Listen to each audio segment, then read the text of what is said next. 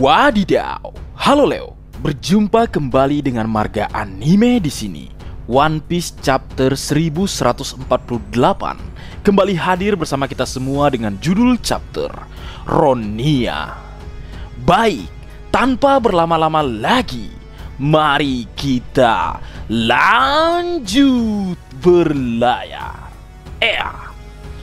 Dimulai dengan menampilkan lanjutan cover story perjalanan Yamato volume ke-33 yang berjudul Dalam Perjalanan ke Hakumai untuk mengembalikan pedang milik Tashigi yang dipinjamkan padaku oleh Otama. Pada cover story terlihat Yamato, Ulti, dan Pekwan berpisah dengan Otama, Raizo, dan Speed untuk melanjutkan perjalanannya ke Hakumai. Seperti yang terlihat dalam cover story bahwa Ulti dan Pekwan sudah resmi menjadi pengikut Yamato. Tentunya perjalanan Yamato ini menggambarkan paralel yang sama seperti perjalanan Oden dalam mengelilingi Wano Kuni pada masa dulu, di mana kedepannya Yamato dapat dipastikan akan mendapatkan bawahan lain yang akan setia kepada dirinya. Mungkin itu seorang samurai atau sisa-sisa dari bajak laut buas Kaido seperti Sasaki atau Black Maria. Menarik untuk ditunggu. Kemudian One Piece chapter 1148 dimulai dengan menampilkan Gunko menggunakan kekuatan panahnya untuk mendorong Ronia berjalan ke tepi jurang yang mengarah langsung ke dunia bawah, di mana pada halaman ini memperlihatkan ketegangan anak-anak setelah Ronia berada tepat di tepi jurang. Melihat temannya dalam bahaya, Ylva berbicara kepada Ronia dan berkata, "Kau tepat di atas dunia bawah, kembalilah Ronia, ini berbahaya." Tapi Ronia tetap tenang dan bersikap tenang berbalik untuk menenangkan yang lain. Lalu Ronia berkata, "Semuanya baik-baik saja, tidak masalah," ucapnya. Kemudian adegan berpindah menampilkan Gunko mulai berbicara dengan Somers melalui Denden Mushi dan dia berkata, "Anak terakhir siap untuk jatuh." Lalu Somers dengan wajah gembira menjawab, "Sempurna. Pastikan semua raksasa Elbap mendengar suara ini." Lalu Somers mulai berteriak ke seluruh Elbap dan berkata, "Jika dalam 30 detik kalian belum mengambil keputusan, aku akan mulai menjatuhkan anak-anak itu ke dunia bawah." Setelah mendengar pengumuman Somers, para raksasa mulai bereaksi dan terlibat dalam perdebatan sengit mengenai keputusan yang akan mereka pilih, di mana pada adegan ini menampilkan seorang raksasa berkata, "Orang itu gila. Perpustakaan itu menyimpan ribuan tahun sejarah bangsa kita." Lalu raksasa lain mulai membantah, "Tapi itu hanya buku anak-anak. Kita harus menghentikan permainan gilanya." Kemudian raksasa lain juga berkata, "Masalahnya bukan tuntutan mereka, tapi apakah kita tunduk pada monster seperti ini?" Sementara itu Rifle, Franky, dan beberapa raksasa segera bergerak untuk menyelamatkan anak-anak. Kemudian adegan berpindah memperlihatkan Somers sedang menuju lokasi anak-anak sambil berbicara kepada seluruh Elbap. "Untuk satu alasan sederhana, apapun yang ingin kami hancurkan saat kalian membakar sekolah dan perpustakaan, pastikan tidak ada satupun buku yang tersisa. Masa depan kalian dan sejarah kalian." Nami yang mendengar perkataan Somers bereaksi sangat marah dengan keputusannya. Di panel ini juga terlihat Soul King Brook dalam wujud penuh perban terbaring setelah dihajar Gunko, sedangkan Usopp dan Jinbe hanya bisa diam tanpa bisa bertindak setelah terjebak sebelumnya.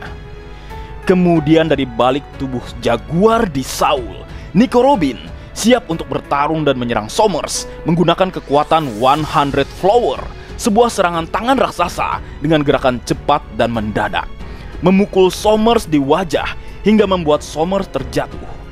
Namun Nico Robin tidak hanya sampai di situ.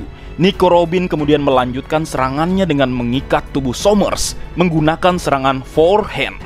Lalu Nico Robin mencekik lehernya dan mencoba mendorong Somers ke bawah. Dalam keadaan menyerang, Nico Robin sempat ragu dan berbicara dalam hatinya, "Kita tidak bisa membunuhnya, dia abadi." Di mana pada panel ini terlihat Nico Robin dan Somers bersiap untuk jatuh bersama ke dunia bawah setelah Nico Robin menggenggam tubuh Somers dengan kedua tangannya dan meloncat dari tebing. Somers yang melihat usaha Nico Robin berkata, "Kau mencoba bunuh diri, aku kagum pada keyakinanmu, tapi aku tidak tertarik ikut bersamamu ke akhirat." Lalu Nico Robin menjawab, "Aku tahu kau abadi, tapi kekuatanmu menghilang jika anak-anak berhasil diselamatkan. Lalu Somers hanya tertawa dan menyerang Nico Robin menggunakan serangan duri untuk menusuk-nusuk seluruh tubuh Nico Robin yang mengikatnya. Tapi ternyata itu hanyalah sebuah kloningan dari kemampuan Nico Robin. Ternyata Nico Robin yang asli berada di tempat topi jerami atau kelompok topi jerami berada dan mulai membebaskan para kru. Wadidaw, Nico Robin benar-benar luar biasa di chapter kali ini. Bertarung sendirian melawan Ksatria Suci atau Holy Knight. Marga anime benar-benar takjub dengan IQ battle Nico Robin karena Nico Robin menyadari Somers tidak bisa dikalahkan. Itu sebabnya Nico Robin mencoba mendorong Somers ke jurang agar Somers bisa menjauh dari anak-anak. Prestasi yang tidak dapat dipikirkan oleh Jinbe, Brook, Usopp, dan Nami sekalipun. Ini seolah-olah menggambarkan bahwa sebagai kru Yonko topi jerami masih bisa memberikan perlawanan kepada Ksatria Suci atau Holy Knight. Lalu kemudian melanjutkan ke adegan Somers, di mana Somers menyadari jika musuh yang dia kalahkan adalah tipuan dan langsung menciptakan duri panjang agar dia tidak jatuh ke bawah.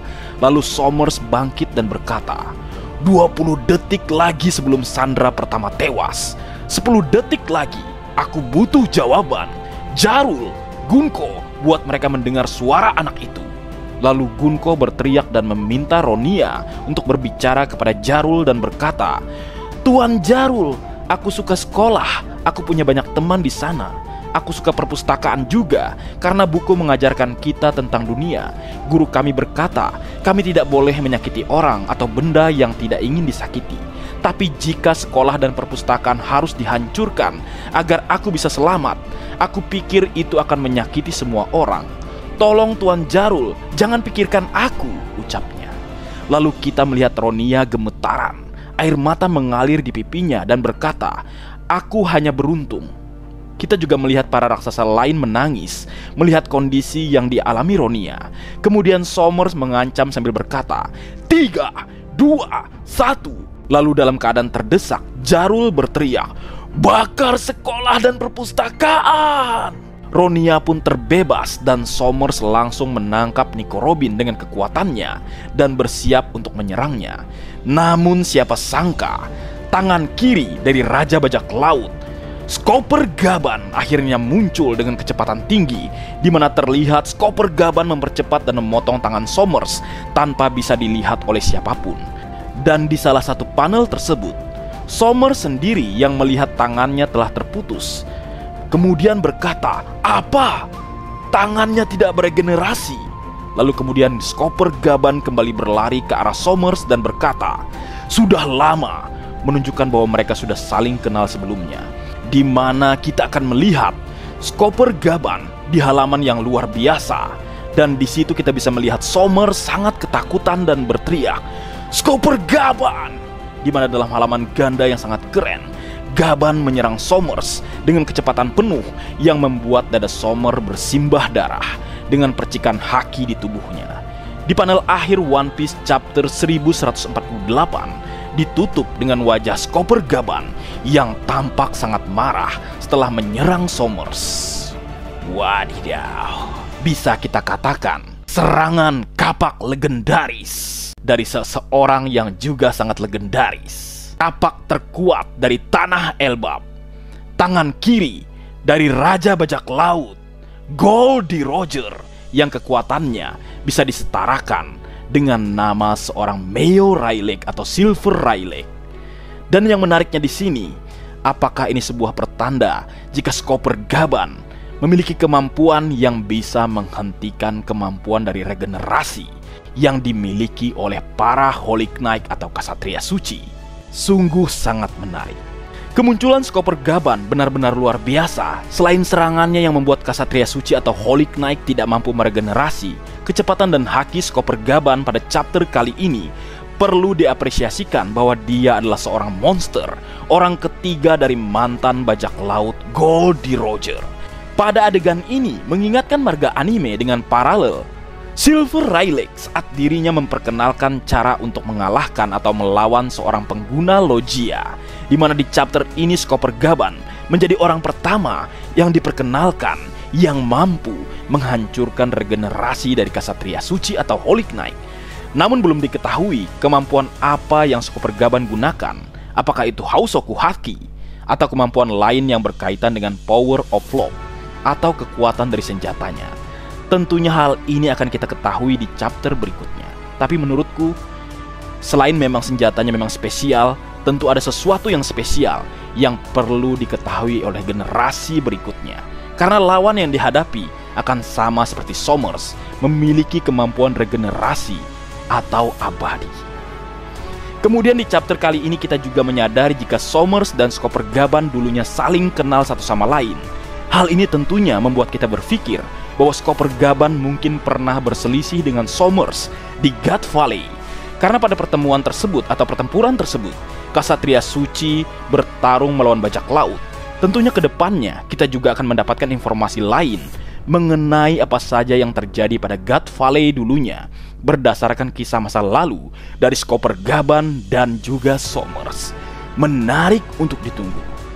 Baik, mungkin segitu dulu yang bisa aku bagi bersama kalian, Leo. Semoga kalian terhibur dengan apa yang aku buat dalam kesempatan kali ini. Terakhir, jika ada kesalahan dalam pengucapan atau hal yang menurut kalian kurang pas atau kurang tepat, Marga Anime memohon maaf yang sebesar-besarnya. Sekian